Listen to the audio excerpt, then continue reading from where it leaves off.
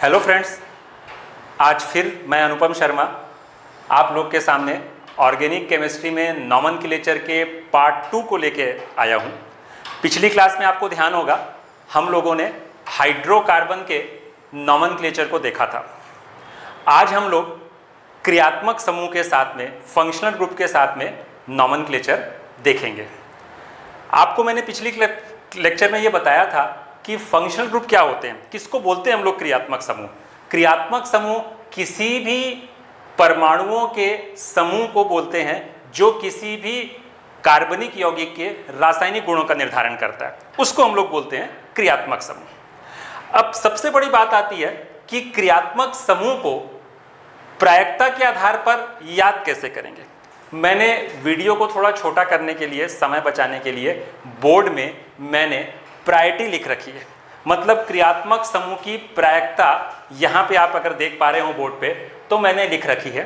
अब यहाँ पे मैंने अभी 15 क्रियात्मक समूह आपके सामने दिखाए हैं जो मेनली यूज होते हैं, और 2 और बचे हुए हैं जिनको कि मैं बाद में आपको यहाँ पे दिखा दूंगा, क्योंकि बोर्ड छोटा होने के कारण मैं यहाँ तक अभी आ पाया। सबसे पहला जो क्रियात्मक समूह है वो आपका है कार्बोक्सिलिक समूह, दूसरा है सल्फोनिक समूह, तीसरा है एनहाइड्राइड, चौथा है ईस्टर, पांचवा है ऑयल हैलाइड ग्रुप, छठवां है एमाइड ग्रुप, सातवां है साइनाइड ग्रुप, आठवां है आइसोसाइनाइड ग्रुप, नौवां है एल्डिहाइडिक ग्रुप, 10वां है कीटोनिक ग्रुप, 11वां है अल्कोहलिक ग्रुप, 12वां है अमाइन ग्रुप, 13वां है ईथर ग्रुप, और 14वां है एल्कीन, और 15वां है एल्काइल।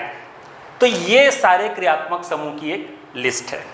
इसको मैंने याद करने के एक तरीके के बेस पे, क्योंकि ये जो क्रियात्मक समूह की जो प्रायिकता है, जो मैंने हेडिंग डाली है priority list of functional group, तो ये प्रायोरिटी लिस्ट जो है वो किस प्रकार से हम लोग याद रखेंगे, उसके लिए एक तरीका मैंने निकाला।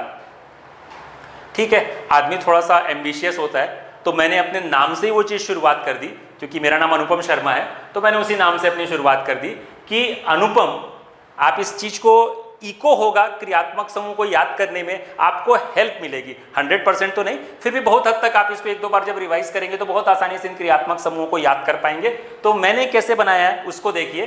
अनुपम सुपर बाजार से ऐनक, ऐनक मतलब चश्मा, ऐनक एक्स्ट्रा लाए। ठीक, ये एक सेंटेंस को हमने स्प्लिट करके यहां दिखाया है। वो लोग, अब इसको ओ को पढ़ेंगे, वो लोग अचानक आए।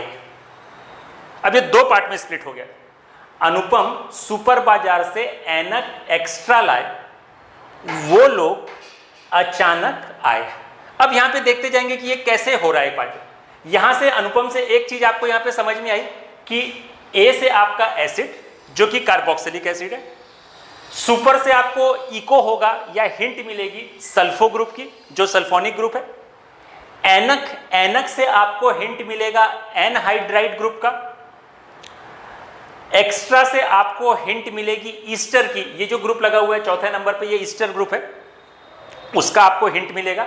एक्स्ट्रा लाई, ये पूरा एक सेंटेंस है, लाई का यहाँ पे फिलहाल कोई मीनिंग नहीं है, हमने सेंटेंस को पूरा करने के लिए उस चीज को जोड़ा हुआ है। फिर ओ लोग, लोग का यहाँ पे कोई मतलब नहीं है। ओ से आपको मिलेगा ऑयल हैलाइड ग्रुप, ये जो ग्रुप है 5वें नंबर पे ये ऑयल हैलाइड ग्रुप है, COX जिसको बोल रहे हैं हम लोग। उसके बाद अचानक ए से आपका एमाइड, सी से साइनाइड, एन से आपका आइसोसाइनाइड, क्योंकि हमने एन को पहले लिखा है। अचानक ए से आपका एल्डिहाइडिक ग्रुप, के से आपका कीटोनिक ग्रुप, फिर ए आया ये अल्कोहलिक ग्रुप, अचानक यहां तक आ गए अचानक। फिर उसके बाद आए तो double A double E Y, तो आए इस तरह से इको होगा, तो डबल ए मतलब अल्कोहलिक और अमाइन ग्रुप। फिर डबल ई आ रहा है जो ई से आपका ईथर है, ये OR ग्रुप जो आपका 13वें नंबर पे है वो ईथर है। और डबल बॉन्ड के लिए हम लोग लिखते हैं इन, तो उसके लिए मैंने पहला अल्फाबेट लिया ई, और ट्रिपल बॉन्ड के लिए लिखते हैं आइन, YNE, तो उसके लिए मैंने लिया यहां पे Y। तो ये एक तरीका है, शॉर्टकट तरीके से आप इसको याद रख सकते हैं। अनुपम सुपर बाजार से ऐनक लेक का एक्स्ट्रा लाए, ये यहां तक हो गया। अनुपम सुपर बाजार से ऐनक एक्स्ट्रा लाए, वो लोग अचानक आए। तो इससे पूरे के पूरे भी जो 15 क्रियात्मक समूह है उनकी रिएक्टिविटी की जो लिस्ट है या प्रायिकता लिस्ट जो है वो आपके दिमाग में कुछ हद तक का बैठ जाएगी। जब एक दो बार आप इसको प्रैक्टिस करेंगे तो ये चीजें बैठ जाएंगी। अब आपके दिमाग में आता है कि ये जो हमने लिस्ट जो बना ली, इसमें दो चीजें आपको और ध्यान रखनी है, ठीक है। वो दो चीजें क्या क्या है कि इन सारे जो क्रियात्मक समूह आपके सामने लिखे हुए हैं उन क्रियात्मक समूह के दो दो नाम है। एक नाम है प्रीफिक्स नेम, ठीक। मैं ऊपर जो प्रायोरिटी लिस्ट रखा है उसको मैं मिटा रहा हूं थोड़ी जगह बनाने के लिए, यहां से मैंने इसको हटा दिया। अब इनके दो दो नाम आएंगे इन क्रियात्मक समूह के। ये जो है ये क्रियात्मक समूह था, मैंने यहां से इसको क्लोज किया। ये है फंक्शनल ग्रुप, मैंने शॉर्ट में लिखा। यहां पे मैं लिखूंगा उनके प्रीफिक्सेस और यहां पे मैं लिखूंगा उनके सफिक्सेस। मैं शॉर्ट में लिख रहा हूं प्रीफिक्सेस और सफिक्सेस। अगर हिंदी में बोले तो प्रीफिक्सेस को बोलते हैं पूर्व लग्न और सफिक्सेस को बोलते हैं अनुलग्न, ठीक है। तो ये दो चीजें आपको यहां पे ध्यान रखनी है। अच्छा, अब आप यहां पे देखिए इन सबके प्रीफिक्स और सफिक्स नेम होते क्या है। जैसे मैं बात करूं कार्बोक्सी की, ये कार्बोक्सिलिक ग्रुप है, इसका जो प्रीफिक्स नेम होता है वो होता है कार्बोक्सी और सफिक्स नेम होता है ओइक एसिड। देखिए आपको मालूम है प्रीफिक्स सामने लिखा जाएगा, सफिक्स पीछे लिखा जाएगा। अब सेकंड आते हैं तो इसका प्रीफिक्स नेम होता है सल्फो और इसका सफिक्स नेम होता है सल्फोनिक एसिड। तीसरा आ जाइए एनहाइड्राइड, ठीक। तो ये चूंकि हमने यहां पे जब डैश किया हुआ है, अगर आप गौर से देखें तो सबके साथ में हमने डैश किया हुआ है। ये डैश का मतलब क्या है? डैश का मतलब है कि कार्बन की चेन जो है वो उसके साथ अटैच होगी, या यूं बोलिए कि अल्काइल ग्रुप अटैच होगा। हमारे केमिस्ट्री में अल्काइल ग्रुप को हम रिप्रेजेंट करते हैं, यहां बीच में लिख रहा हूं फिर मैं मिटा दूंगा। अल्काइल ग्रुप को रिप्रेजेंट करते हैं हम लोग आर से, ये आर सिंबल से रिप्रेजेंट करते हैं। और अल्काइल, इसको हम लोग बोलते हैं एल्काइल ग्रुप। और अल्काइल ग्रुप का जो सामान्य फॉर्मूला होता है वो होता है CnH2n+1। ये अल्काइल ग्रुप का सामान्य फॉर्मूला था। मतलब अल्काइल ग्रुप बेसिकली क्या है? हाइड्रोकार्बन है, मतलब कार्बन और हाइड्रोजन दो ही तत्वों से मिलकर बना है, और ये उसका सामान्य सूत्र है CnH2n+1। यहां पे n जो है, ये जो n है यहां पे, ये कोई इंटीजर मान होते हैं। इंटीजर मतलब कोई पूर्णांक संख्या होती है। हम पूर्णांक संख्या समझ रहे हैं 1 2 3 4 5 एंड सो ऑन, आप इसको लिख सकते हैं। तो n का मान यहां पे पुट करते जाएंगे तो h की वैल्यू यहां से निकलती जाएगी। जैसे मैं n का मान यहां पे 2 पुट कर दूं, यहां पे 2 रखता तो मैं क्या करता, C2 और h कितना हो जाता 2 × 2 + 1 तो बराबर हो जाता C2H5। ये अल्काइल ग्रुप है।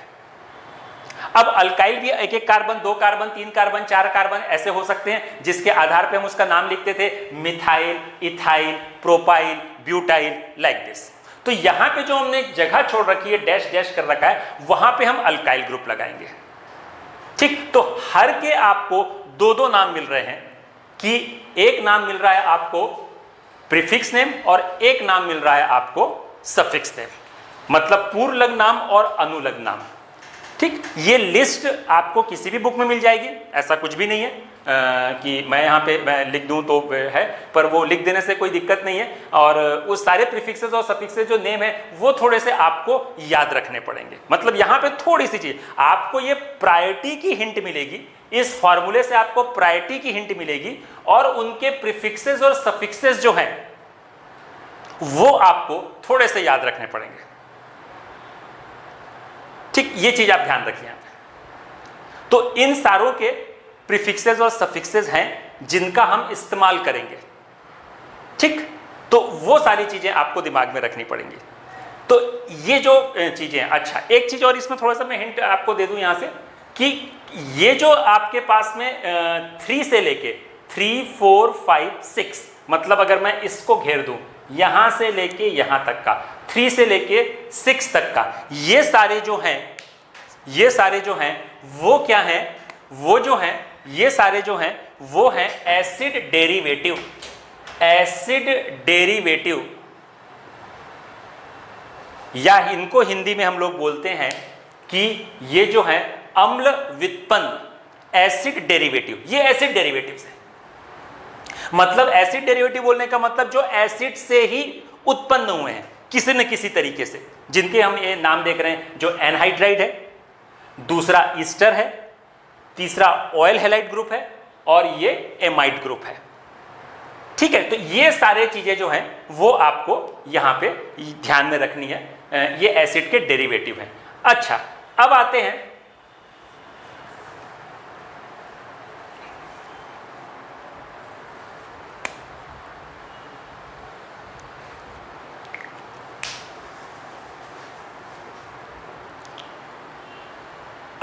कि इनका हम यूज कैसे करेंगे। इसमें दो चीजें आपको यहां पे ध्यान रखनी है। दो चीजें ये कि हर के प्रीफिक्सेस और सफिक्सेस नेम हो रहे हैं।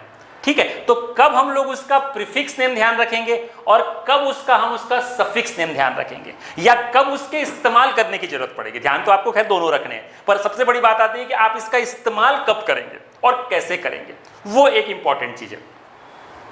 तो उसके लिए आपको एक चीज यहां पे ध्यान रखनी है कि ये जो प्रायिकता लिस्ट बनाई गई है, इसमें आपको इस सीक्वेंस का ध्यान रखना है, और अगर एक से ज्यादा क्रियात्मक समूह लगे होंगे तो आपको किसी एक का सफिक्स नेम लिखना पड़ेगा और बाकी सबके प्रीफिक्स नेम या पूर्व लग्न नाम लिखने होंगे। अब आपके लिए सबसे बड़ी समस्या आएगी कि आप ये कैसे डिसाइड करेंगे कि किसका सफिक्स नेम लिखना है। तो जो भी आपको मल्टी फंक्शनल ग्रुप का कोई अगर ऑर्गेनिक कंपाउंड मिलता है तो इस बात का ध्यान रखिए कि उस मल्टी फंक्शनल ग्रुप कंपाउंड में जो क्रियात्मक समूह इस प्रायिकता लिस्ट में सबसे ऊपर आता होगा उसका ही केवल सफिक्स नेम लिखा जाएगा, और बाकी जितने भी क्रियात्मक समूह उस ऑर्गेनिक कंपाउंड में लगे होंगे उन सब के प्रीफिक्स नेम लिखे जाएंगे, या यूं बोलिए पूर्व लग्न नाम लिखे जाएंगे। मेरे ख्याल से ये बात आपके दिमाग में बैठ रही होगी, मैं एग्जांपल से ये सारी चीजों को क्लियर करूंगा।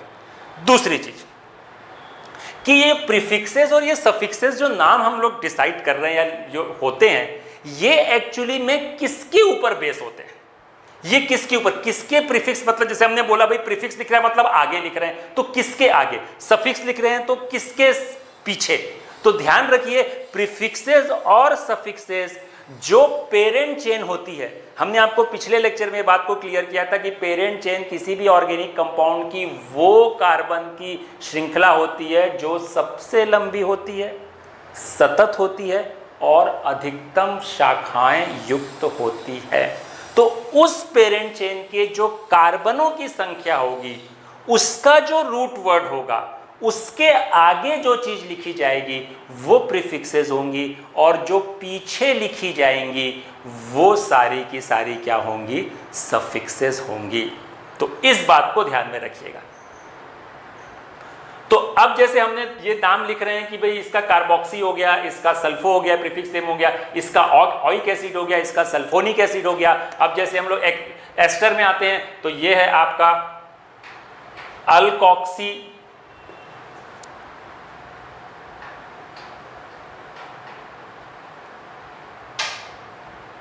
अल्काइल ऑक्सी, और इधर आ जाएगा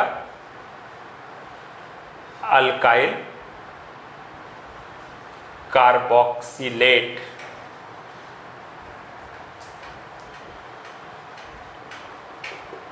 वैसे ही आप यहां आ जाएं COX के लिए, तो COX के लिए जब आप लिखेंगे नाम तो इसका जो नाम होता है, ये जो होता है वो होता है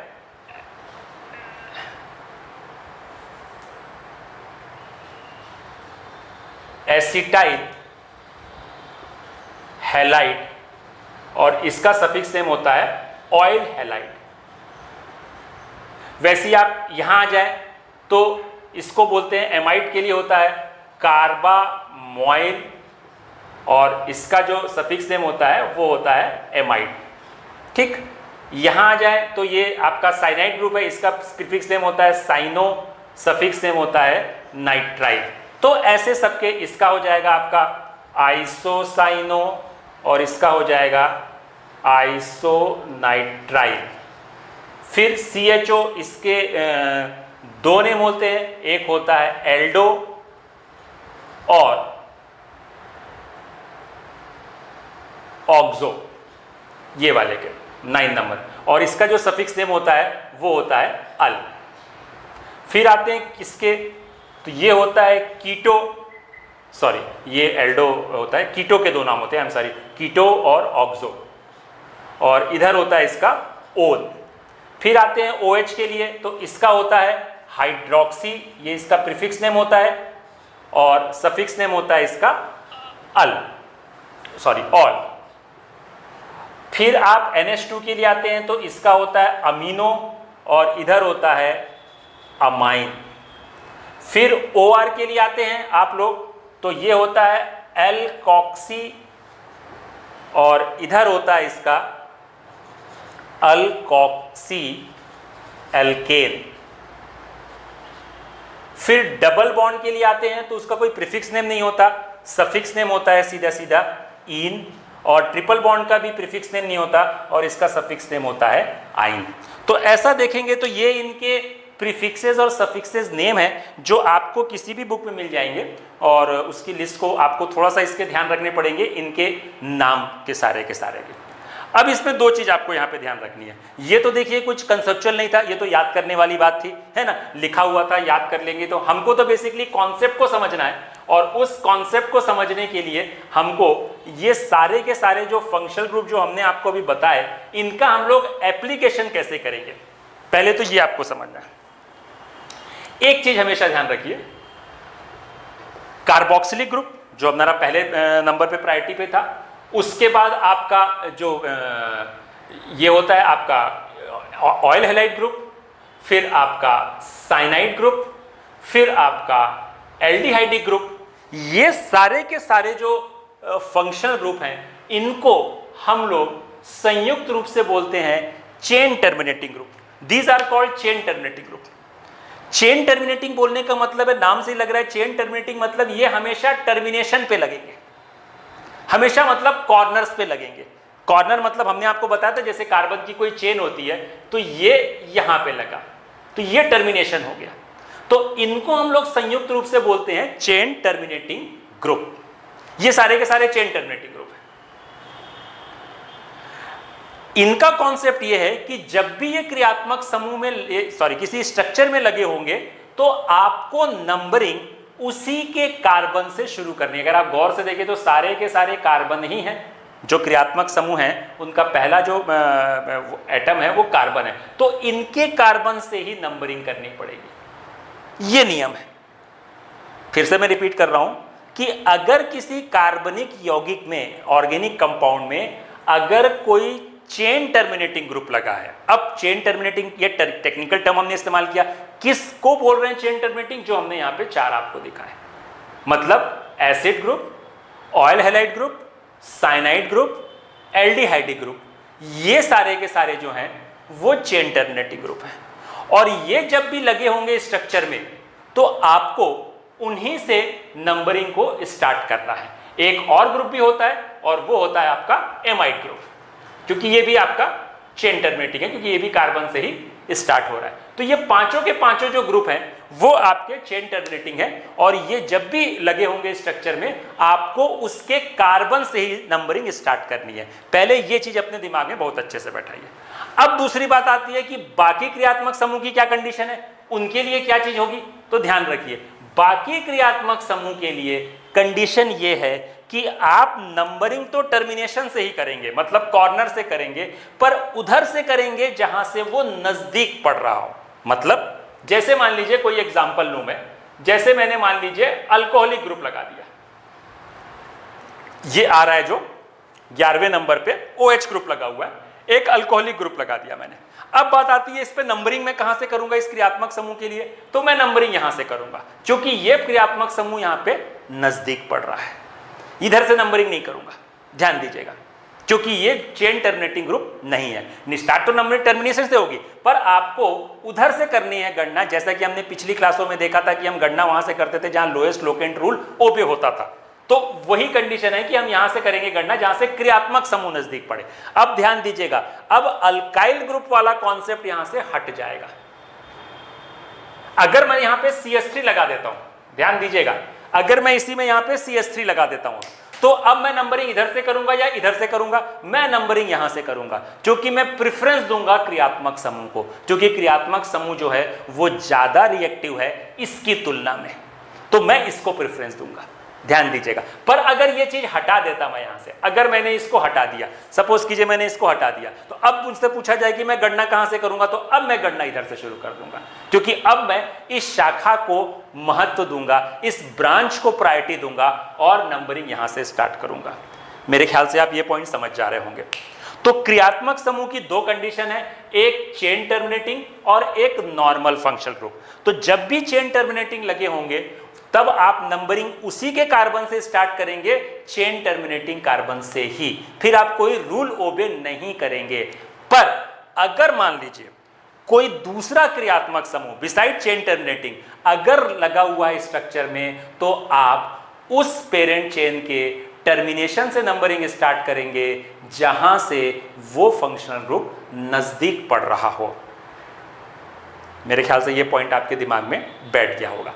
अभी मैं सिर्फ एक एक क्रियात्मक समूह के साथ ये चीजें आपके साथ डिस्कस कर रहा हूं। पर अब समझिए कि अगर मान लीजिए आपके पास एक से अधिक क्रियात्मक समूह लगे हुए हैं, अब एक कंडीशन ये आ रही है कि आपके पास एक से अधिक क्रियात्मक समूह लगे हुए हैं, तब आप उन सारे क्रियात्मक समूह में से आप ये डिसाइड करेंगे, जो हमने प्रायिकता लिस्ट आपके सामने दिखाई अभी कुछ देर पहले, कि उसमें से कौन ऊपर आ रहा है, मतलब कौन हायर प्रायोरिटी पे है, आप उसके अकॉर्डिंगली नंबरिंग करेंगे ताकि उसको मिनिमम नंबर अलॉट हो।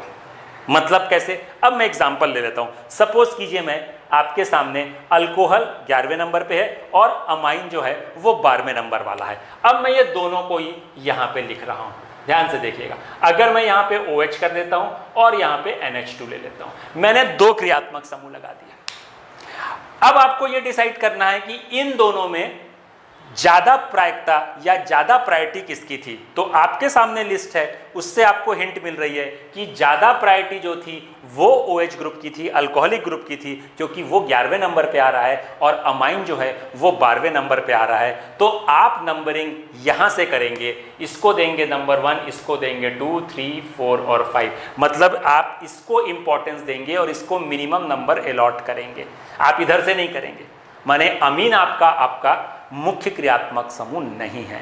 तो जो प्रायोरिटी में ऊपर आएगा, तो ऐसे क्रियात्मक समूह को हम बोलते हैं मेन फंक्शनल ग्रुप। ये मेन फंक्शनल ग्रुप है, ध्यान दीजिएगा, मुख्य क्रियात्मक समूह। और ये जो प्रायोरिटी में नीचे आ रहा है, इसको बोलते हैं सब्स्टिट्यूटेड फंक्शनल ग्रुप।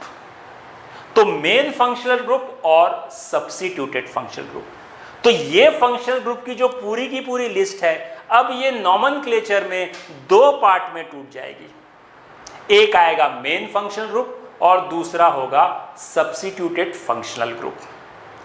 तो मेन फंक्शनल ग्रुप किसी भी स्ट्रक्चर में दो डिफरेंट कभी नहीं बनेंगे।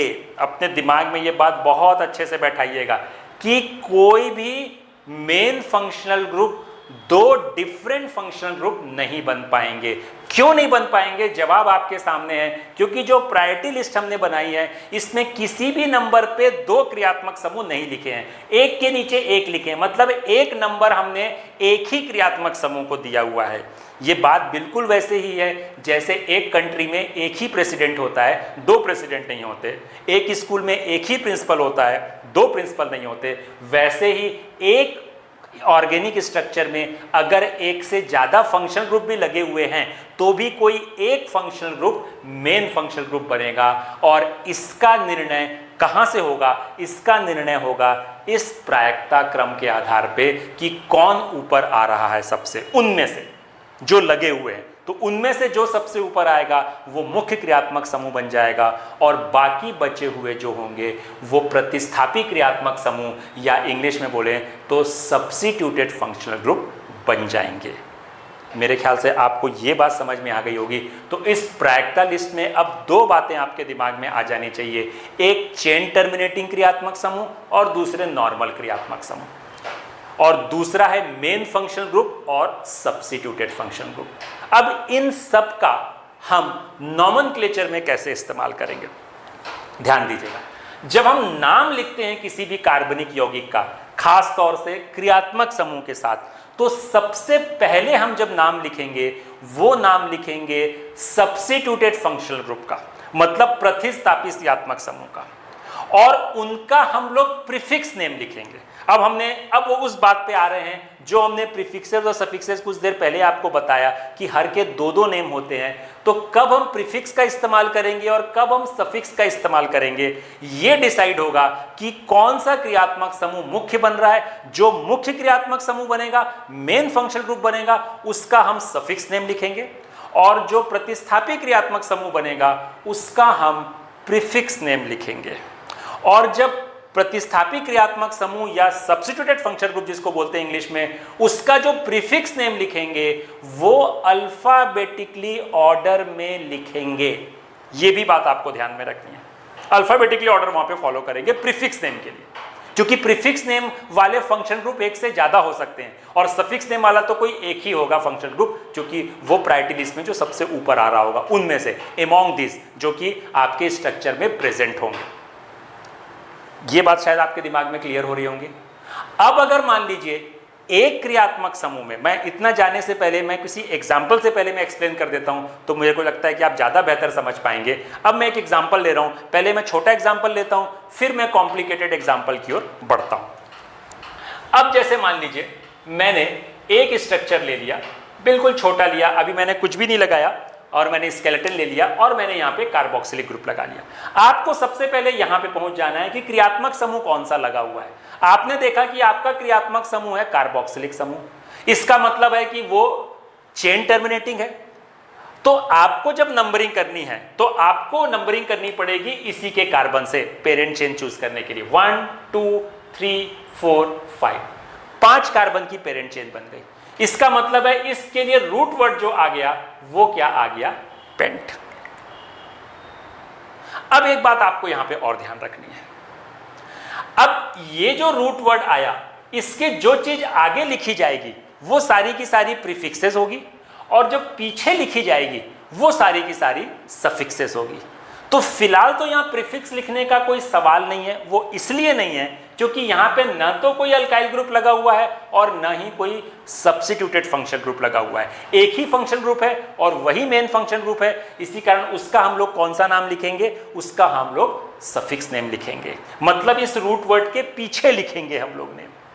पर यहां पे एक बात और ध्यान रखनी है कि अगर, ध्यान से सुनिएगा, अगर मेन फंक्शनल ग्रुप का सफिक्स नेम, फिर से मैं रिपीट कर रहा हूं, अगर मेन फंक्शनल ग्रुप का सफिक्स नेम वॉवेल से शुरू हो रहा हो, वॉवेल मतलब स्वर से, आप स्वर जान रहे हैं, ए ई आई ओ यू, 5 होते हैं स्वर, 5 वॉवेल होते हैं, तो अगर उससे पहला लेटर शुरू हो रहा है तो आप इस रूट वर्ड में ए एन और जोड़ देंगे, ए एन, ये मैंने जोड़ दिया, पेंट लिखा उसमें ए एन और जोड़ दिया, और उसके बाद फिर उस फंक्शनल ग्रुप का सफिक्स नेम लिखेंगे लोकेंट के साथ में। लोकेंट मतलब उस कार्बन की पोजीशन के साथ में, तो मैं लिखूंगा पेंटेन 1 ओइक एसिड, क्योंकि ये पहले कार्बन है। तो इस क्रियात्मक समूह का आईयूपीएसी नाम हो गया पेंटेन 1 ओइक एसिड। ये मैंने एन इसी कारण लगाया, ये एन इसी कारण लगाया क्योंकि ये जो सफिक्स नेम है ये वॉवेल से शुरू हो रहा है, मतलब ओ से शुरू हो रहा है। अगर किसी का सफिक्स नेम वॉवेल से शुरू नहीं होता है तो हम ये एन नहीं लगाएंगे, अब कैसे, एक और एग्जांपल मैं अगर यहीं पे दिखा दूं आपको तो मेरे ख्याल से वो पॉइंट आपको ज्यादा अच्छे से क्लियर हो जाएगा। अब सपोज कीजिए मैंने एक और चेन टर्मिनेटिंग ग्रुप लगा दिया, मतलब मैंने साइनाइड ग्रुप लगा दिया। अब इसमें भी नंबरिंग मैं यहीं से करूंगा क्योंकि ये भी चेन टर्मिनेटिंग है, तो उसी के कार्बन से नंबरिंग करनी होती है। मैंने कुछ देर पहले आपको ये रूल बताया, ये सारी चीजें लिख ली। 5 कार्बन की स्टील यहां भी लिया मैंने, 5 कार्बन की जानबूझ के मैंने यहां लिए ताकि आपको दोनों में डिफरेंस समझा सकूं। अब मैं यहाँ पे पेरेंट चेन कितने कार्बन की हो गई, 5 कार्बन की, तो मैंने पेंट लिख दिया यहाँ पे फिर से। अब पहले कार्बन पे लगा हुआ है साइनाइड ग्रुप, और साइनाइड का जो सफिक्स नेम होता है वो होता है नाइट्राइल, जो कि वॉवेल नहीं है क्योंकि एन से शुरू हो रहा है और एन वॉवेल नहीं है, तो मैं लिखूंगा यहाँ पे पेंट 1 नाइट्राइल। तो आपने देखा कि यहां पे मैंने एन नहीं लगाया क्योंकि ये जो है पहला अल्फाबेट जो है सफिक्स नेम का मेन फंक्शनल ग्रुप का वो वॉवेल नहीं है, वो स्वर से शुरू नहीं हो रहा है। तो मेरे ख्याल से ये पॉइंट आप समझ गए होंगे कि जब जब मेन फंक्शनल ग्रुप का पहला अल्फाबेट वॉवेल से शुरू होगा तो हम पेरेंट चेन के रूट वर्ड के साथ ए एन और जोड़ेंगे, और नहीं होगा तो नहीं जोड़ेंगे, पर उसकी पोजीशन जरूर दिखाएंगे। मेरे ख्याल से ये पॉइंट आपके दिमाग में क्लियर हुआ होगा। अब चलते हैं थोड़ा सा आगे और थोड़े से कॉम्प्लिकेशन की ओर इसी में। अब आ जाते हैं, मान लीजिए मैंने 2 क्रियात्मक समूह ले लिए या 3 क्रियात्मक समूह ले लिए और तीनों को मैं यहां पे दिखा रहा हूं। सपोज कीजिए मैंने ले लिया यहां पे COOH ले लिया, यहां पे मैंने NH2 ले लिया और यहां पे मैंने OH ले लिया। मैंने 3 क्रियात्मक समूह ले लिया। अब मेरा सबसे पहला काम यह होगा कि इन तीनों क्रियात्मक समूह में यह पता लगाना कि इन तीनों में ऊपर कौन आ रहा है।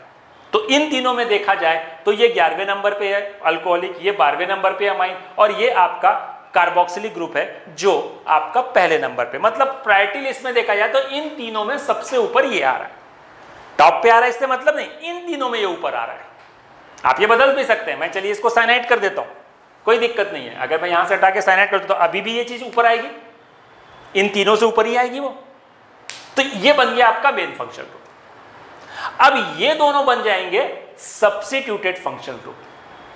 तो जब भी मैं नंबरिंग करूंगा तो मैं प्रायोरिटी दूंगा मेन फंक्शनल ग्रुप को, मतलब मैं उसको नंबरिंग करूंगा ताकि उसको मिनिमम नंबर अलॉट हो। और जब वो अगर चेन टर्मिनेटिंग हो गया है, जैसा कि कोइंसिडेंटली आप देख रहे हैं कि ये चेन टर्मिनेटिंग भी है, तो मैं यहीं से नंबरिंग स्टार्ट करूंगा। इसको दूंगा नंबर 1, इसको दूंगा 2, इसको दूंगा 3, इसको दूंगा 4। ये बन गया आपका 4 कार्बन की पेरेंट चेन। अब जब मैं इसका नाम लिखूंगा IUPAC तो सबसे पहले इन दोनों के नाम लिखूंगा, क्योंकि इन दोनों के मुझे प्रीफिक्स नेम लिखने हैं और प्रीफिक्स नेम हमेशा पेरेंट चेन के मेन कार्बन के जो नेम है उससे आगे लिखे जाएंगे। और वो प्रीफिक्स नेम मैं वर्णमाला क्रम में या अल्फाबेटिकली ऑर्डर में लिखूंगा। जैसे इसका अगर मैं प्रीफिक्स नेम देखता, कुछ देर पहले लिखा था जो मैंने मिटा दिया है, OH जो था उसका जो प्रीफिक्स नेम था वो था हाइड्रोक्सी, और NH2 का जो प्रीफिक्स नेम था वो था अमीनो। तो NH2 का प्रीफिक्स नेम अमीनो मतलब A से शुरू हो रहा है और इसका अल्फाबेट H से शुरू हो रहा है, तो पहले मैं इसको लिखूंगा और विथ लोकेंट लिखूंगा। तो मैं लिखूंगा यहां पे 2 अमीनो 3 हाइड्रोक्सी। ध्यान दीजिएगा, ये मैंने पहला अल्फाबेट, ये मेरा पहला अल्फाबेट जो मैंने वर्णमाला क्रम में लिखा, और उनकी पोजीशन भी बताई है मैंने कि वो कहां कहां प्रेजेंट है। अब मैं लिखूंगा रूट वर्ड पेरेंट चेन का कितने कार्बन की है, 4 कार्बन की, तो मैंने लिख दिया ब्यूट। अब मैं देखूंगा कि ये जो मेन फंक्शनल ग्रुप है क्या उसका सफिक्स नेम वॉवेल से शुरू हो रहा है क्या, तो साइनाइड का जो सफिक्स नेम होता है वो होता है नाइट्राइल, वो N से शुरू हो रहा है, मतलब यहां पे मैं AN नहीं लगाऊंगा बट उसकी पोजीशन दिखाऊंगा और लिख दूंगा 1 नाइट्राइल। तो इस पूरे स्ट्रक्चर का IUPAC नाम हो जाएगा 2 अमीनो 3 हाइड्रोक्सी ब्यूट 1 नाइट्राइल। तो मैंने 3 फंक्शनल ग्रुप लगाए हैं यहाँ पे, ये मल्टी फंक्शनल ग्रुप का कंपाउंड था। तो ये मुझे कैसे पता चला कि साइनाइड 7वें नंबर पे है, मतलब इन तीनों में अल्कोहल 10 नंबर पे है, 11वें नंबर पे है, और अमाइन आपका 12वें नंबर पे है। तो इन तीनों में सबसे ऊपर ये आ रहा है, इन तीनों में अमॉन्ग दीज 3। तो मैंने इसको बनाया मेन फंक्शनल ग्रुप और इनको बना दिया सब्स्टिट्यूटेड फंक्शनल ग्रुप। और सब्स्टिट्यूटेड फंक्शनल ग्रुप का हमेशा प्रीफिक्स नेम लिखेंगे, मेन फंक्शनल ग्रुप का हमेशा सफिक्स नेम लिखेंगे, और प्रीफिक्स नेम वर्णमाला क्रम में या अल्फाबेटिकली ऑर्डर में इस टाइप से सेट करेंगे। मेरे ख्याल से आई होप ये पॉइंट आप समझ पाए होंगे। अब चलते हैं थोड़ा सा और कॉम्प्लिकेशन में। अगर मान लीजिए, देखिए बहुत सारी कंडीशंस बनती हैं यहाँ पे, है ना, तो हम पॉसिबल कंडीशंस को कैप्चर करने की कोशिश कर रहे हैं इस लेक्चर में, ताकि आपको जो ऑब्जेक्टिव क्वेश्चंस आते हैं, चाहे वो एसीएफ का एग्जाम हो, चाहे वो नीट का एग्जाम हो, चाहे वो जेई का एग्जाम हो, आप बहुत आसानी से यहाँ पे हैंडल कर सकें। क्योंकि कई बार क्या होता है, आईयूपीएससी ने नहीं पता होने के कारण कैंडिडेट को वो स्ट्रक्चर या कंपाउंड ही नहीं पता होता कि वो कंपाउंड क्या है, और वो क्वेश्चन गलत करके आ जाता है। अब थोड़ा सा कॉम्प्लिकेशन में धीरे धीरे बढ़ा रहा हूँ इसमें, और आप उम्मीद करूँगा कि आप समझते जाएंगे चीज़ों को। अब मैं इसके साथ में अल्काइल ग्रुप भी ऐड कर देता हूँ। सपोज कर लीजिए मैं ऐड कर देता हूं अल्काइल ग्रुप भी। मान लीजिए मैंने OH लिया, NH2 लिया, और यहां पे CH3 भी ले लिया। सपोज कीजिए मैंने 2 फंक्शन ग्रुप भी ले लिए और एक ये ले लिया। अभी मैंने चेन टर्मिनेटिंग नहीं लिया, ठीक है। अब मैं चेन टर्मिनेटिंग वाला कॉन्सेप्ट आप समझ चुके हैं, तो अब मैं दूसरे क्रियात्मक समूह के साथ में ये बात बताना चाह रहा हूं। तो अब आपके पास में 2 क्रियात्मक समूह आ गए।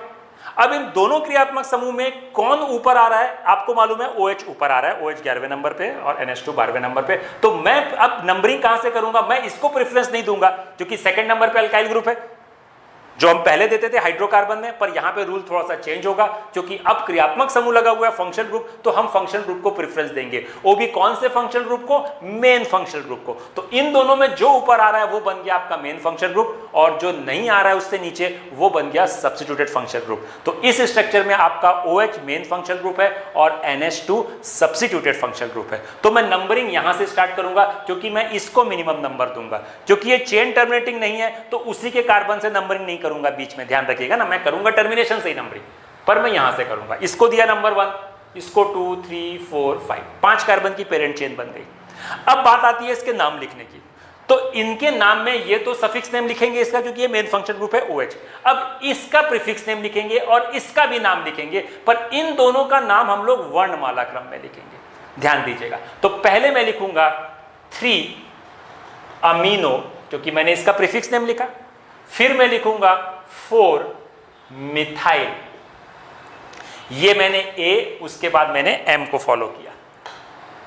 अब बात आती है रूट वर्ड की, मैंने लिख दिया पेंट। ध्यान दीजिएगा, क्योंकि 5 कार्बन की तो पेरेंट चेन का ये रूट वर्ड है, उसके आगे जो चीज लिखी गई है वो सारी प्रीफिक्सेस होंगी, इंक्लूडिंग अल्काइल ग्रुप ऑल्सो। अब पेंट आ गया इसका रूट वर्ड, माने पेरेंट चेन का रूट वर्ड। अब मुझे इसका सफिक्स नेम लिखना है। इसका हाइड्रोक्सी प्रीफिक्स नेम होता है और ऑल इसका सफिक्स नेम होता है OL, ऑल। तो ऑल वॉवेल से शुरू हो रहा है, O आपका वॉवेल है। अब मैं क्या करूंगा, यहां पे AN और जोड़ूंगा, ध्यान दीजिएगा। और उसके बाद लिखूंगा 2 ऑल, जो कि वो सेकंड कार्बन पे। तो इस स्ट्रक्चर का आईयूपीएसी नाम हो जाएगा 3 अमीनो 4 मिथाइल पेंटेन 2 ऑल। तो यहां पे मैंने AN अब लगा दिया, क्योंकि OH जो है अल्कोहलिक ग्रुप जो है उसका सफिक्स नेम होता है ऑल, OL। तो ये आप समझ गए होंगे। यहां पे ये वाला एग्जांपल जो हमने आपको अभी एक्सप्लेन किया, वो मेरे ख्याल से आपको अच्छे से क्लियर हो गया होगा। अब इसमें कुछ कॉम्प्लिकेशंस हैं थोड़े से, और वो भी देख लेते हैं हम लोग।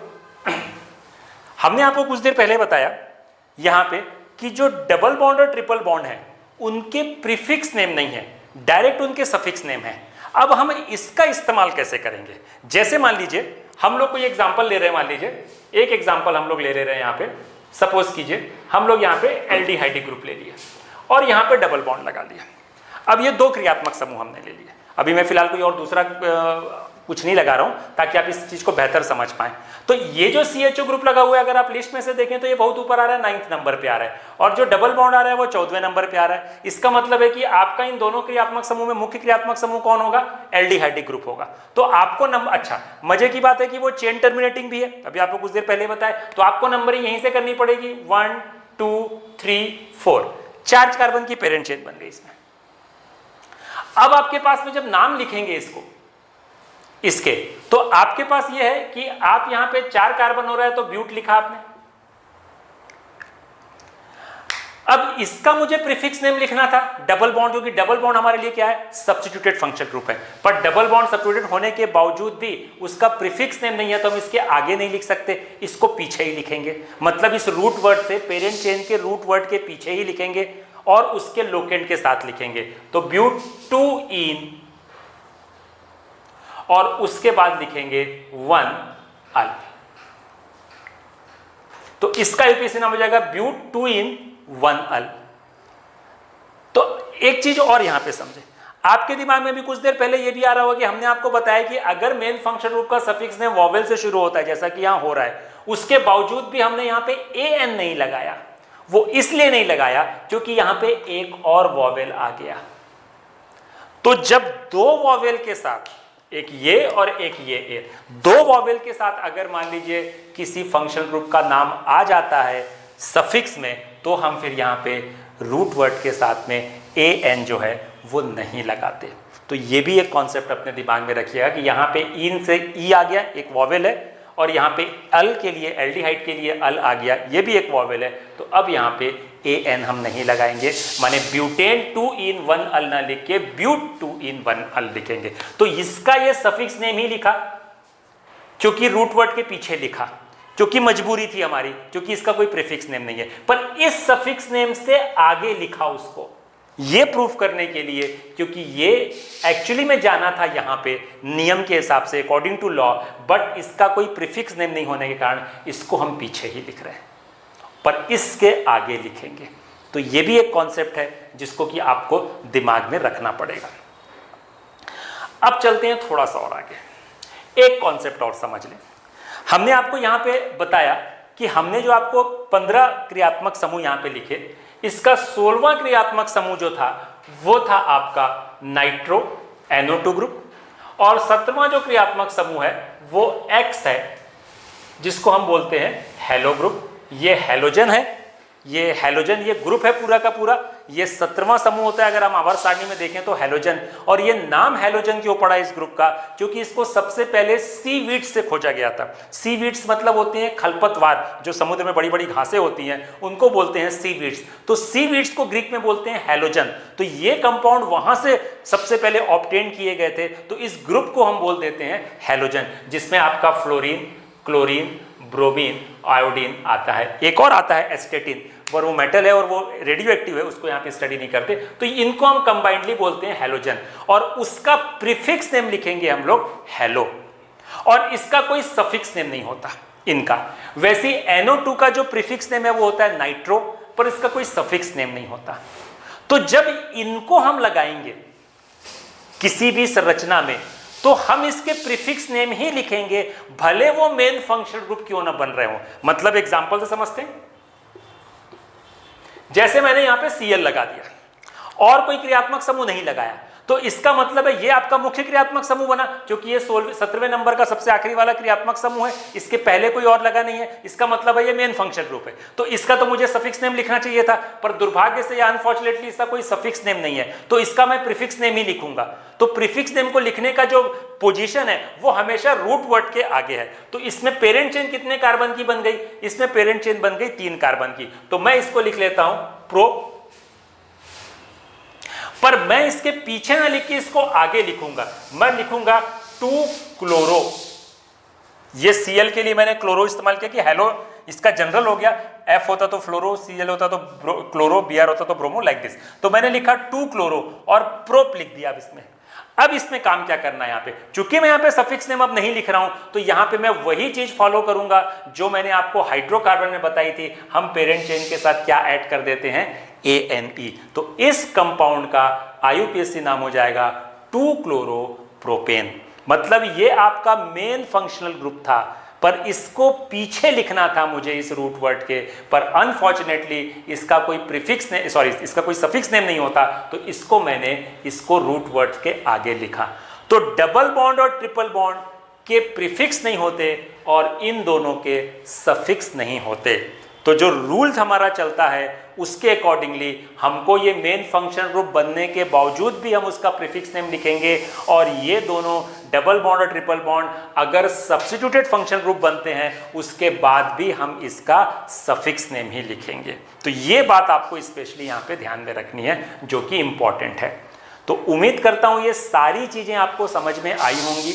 ये क्रियात्मक समूह के प्रीफिक्स और सफिक्स को याद करने के मैंने आपको बहुत शॉर्टकट तरीके बताए, उसके प्रायोरिटी को ध्यान रखना जो मेन काम है। और प्रीफिक्सेस और सफिक्सेस तो आप किसी बुक से भी देख लेंगे तो वो आपको मिल जाएगा, आप वहां से देख सकते हैं। वैसे तो मैंने आपको लिखा भी दिया था उस समय वहां पे, तो आप उसको बाद में देख सकते हैं। तो ये सारी चीजें हमने आज कवर की कि क्रियात्मक समूह अगर उपस्थित होगा, फंक्शनल ग्रुप अगर लगा होगा किसी स्ट्रक्चर में, तो हम उसका कैसे आईयूपीएसी नोमेनक्लेचर करेंगे। एक अकेला लगा होगा या मल्टी फंक्शनल ग्रुप होंगे या अल्काइल ग्रुप भी लगा होगा, तो उन सब के लिए हम फॉलो करेंगे वर्णमाला क्रम।